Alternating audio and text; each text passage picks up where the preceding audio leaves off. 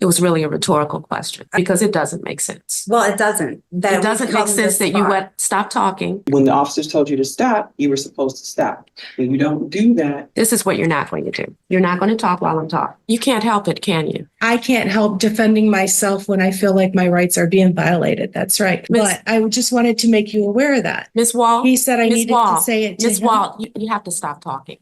I don't feel like I've been represented at all. But you still seem to think you can talk while I'm talking. I'm sorry. This woman's charged with a meth possession and resisting arrest. It's jury trial day. A full jury panel is literally waiting downstairs, and she decides that that's the perfect moment to say that she's never spoken to her court-appointed attorney in 7 hearings and now wants to fire her. Not only that, but she also says she'll hire her own attorney in a week and wants the whole thing postponed. Meanwhile, her lawyer says that they spoke that very morning about a plea deal that cuts a 10-year felony down to just 5 years with probation and drops the resisting charge. And then, just to make it better, her mom jumps in from the gallery. If you had a deal like that sitting on the table, would you blow it up on trial day? Let's go ahead and dive in. Good morning, Your Honor. Candace Mann on behalf of the people, P80652. And good morning, Your Honor. Danian Woodson, P68870, on behalf of Ms. Pruitt, who is standing to my left. Ms. Pruitt, please state your name for the record. Jessica Pruitt. Good morning, Ms. Mann, Ms. Bratty, and Ms. Pruitt. So this case is scheduled for 10 a.m., but I'm calling it now because all parties are here. An issue as to whether the parties want to settle this matter. And we have a jury that is waiting, called to the courtroom.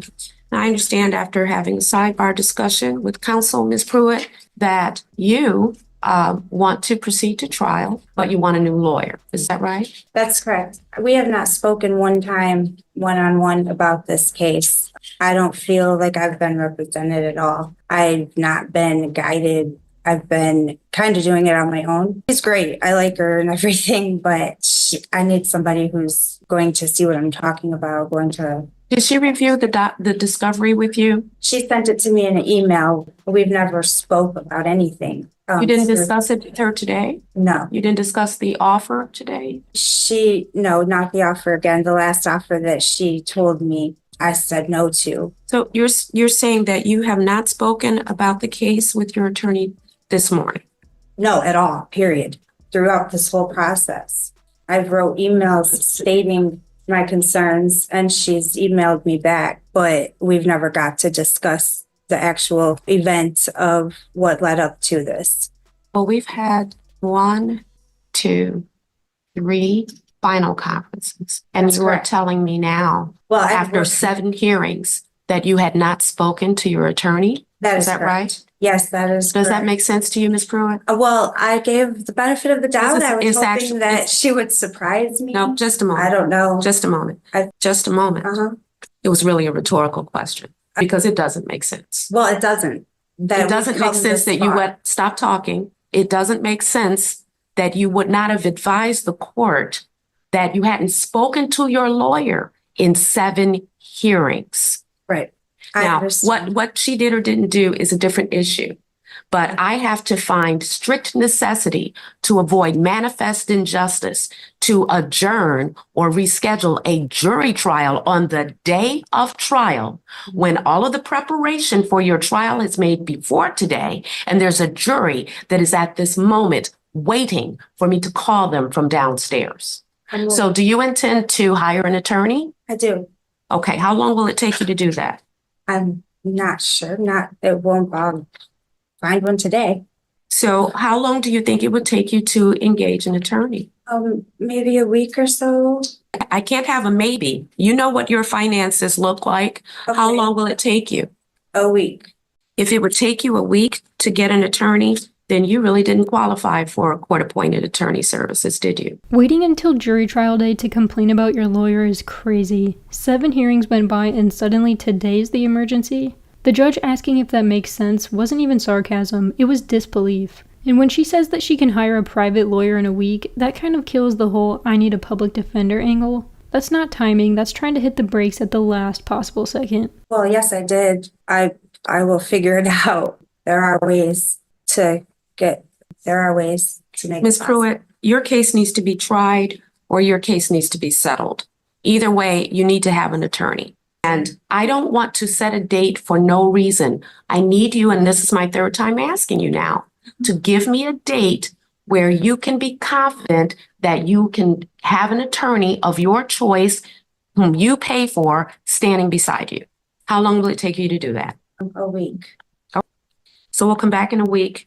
We'll schedule the jury trial at that time when you have a new lawyer. And just so you know, Ms. Woodson, I'm going to be looking into the allegations that Ms. Pruitt made today. They're very serious, and I cannot let them go unaddressed, especially because here's it is requiring the delay of jury trial. 9 a.m. Make sure that you tell your new attorney, Ms. Pruitt, of the date. Okay. Thank you. We're off the record. We'll see you then too, Ms. Woodson. You're not discharged. I understand, Your Honor. Good morning again, counsel. And Ms. Pruitt, please state your name again for the record, ma'am. Jessica Pruitt. Thank you. Thank you for coming back so quickly, Ms. Pruitt. When you left, I had another sidebar discussion with counsel, and I realized, while I was made aware, that I did not give Ms. Wooden an opportunity to respond to your allegations. So I'm going to do that now. Ms. Wooden? Yes, Your Honor. The court instructed me at sidebar earlier today to call to find out exactly where Ms. Pruitt was, how far away she was, and if she was interested in the offer. At which point I stepped out into the hallway into the conference room and I called Ms. Pruitt, asked her how far away she was. She said she was on Grand River. I said, Grand River what? She said she was 8 minutes away. Then I asked her about the offer again. We discussed it. I explained to her that even if the narcotics were found to be not hers, she's charged with 2 felonies. And based on her behavior in the body cam footage, the resisting and obstruction charge was likely to happen.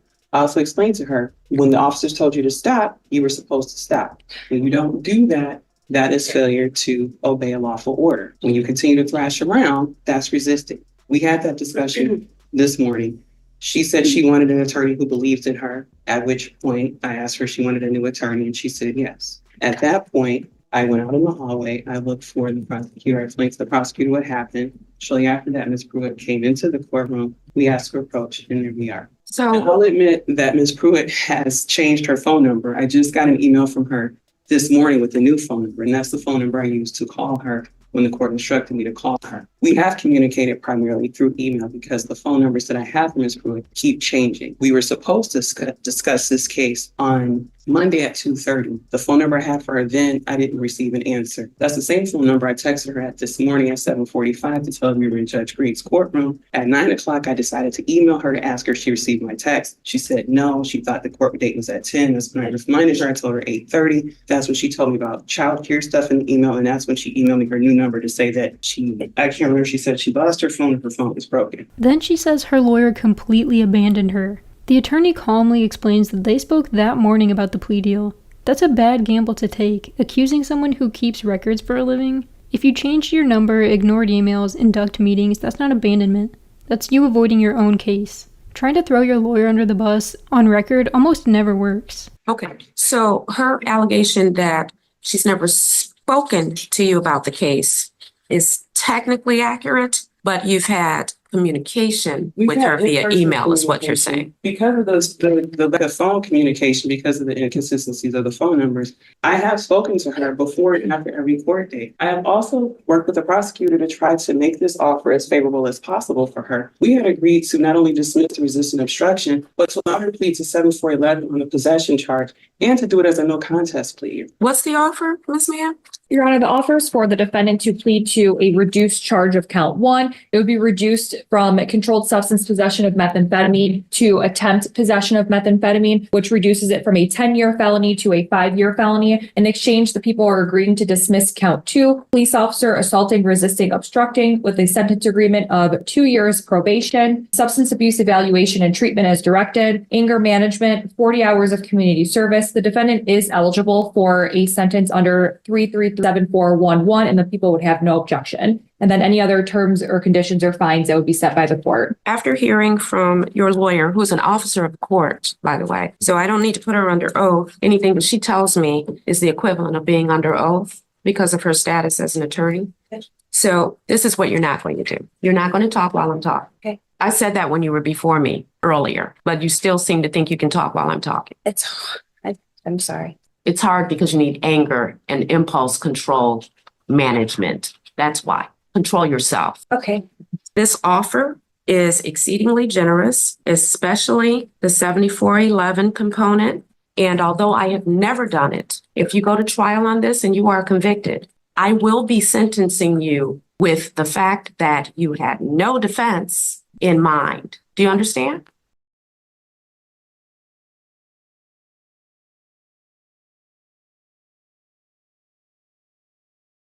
Okay. Thank you, Your Honor. Thank you, Your Honor. Your Honor, would the court entertain a motion to withdraw? No, because she doesn't have a lawyer right now, but I will at the next hearing. Ma'am, call her back here. Ma'am, And you can stand right up here. Right here. Yep. who are you? I am Jessica's mother. Your last name be Pruitt or something else? What's your Something name? else? What is it? Walls, Walls. Thank you. Ms. Walls, Yes, ma'am. you're welcome to be in this courtroom anytime that you are in the area, for that matter. This is a public space. I'm aware. I understand why your daughter interrupts people I while knew we're you were going talking. to say that. Yeah. Yeah, Go ahead. I'm sorry.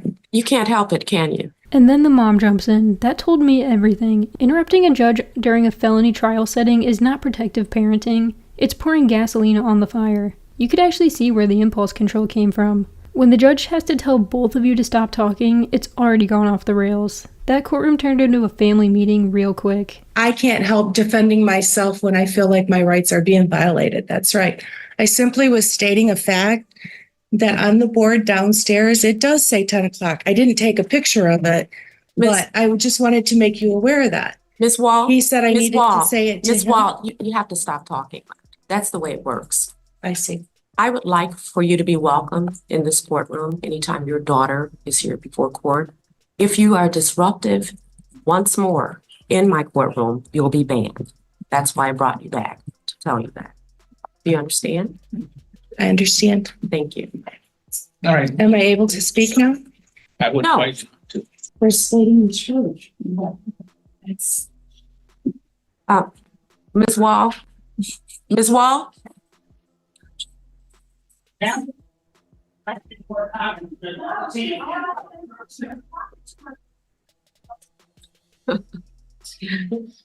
You really want to entertain my motion, Your Honor? No, I will not. The apple certainly doesn't fall far from the tree. I just wanted to tell you, you are not welcome back. Don't come back to my courtroom. That's it. All right, now you can leave. Have a good life. I advise you not to say anything on the And way. you're welcome to view on YouTube anytime your daughter has a hearing. Walk away in jail. Have a good day, everyone. See you next week. Have a good day. I apologize in advance.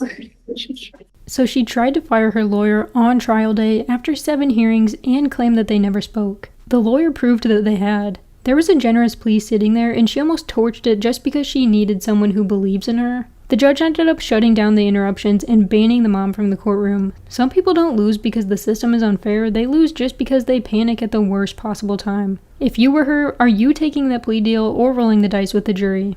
Let me know down below. Thanks so much for watching. Don't forget to like and subscribe, and I'll catch you in the next one.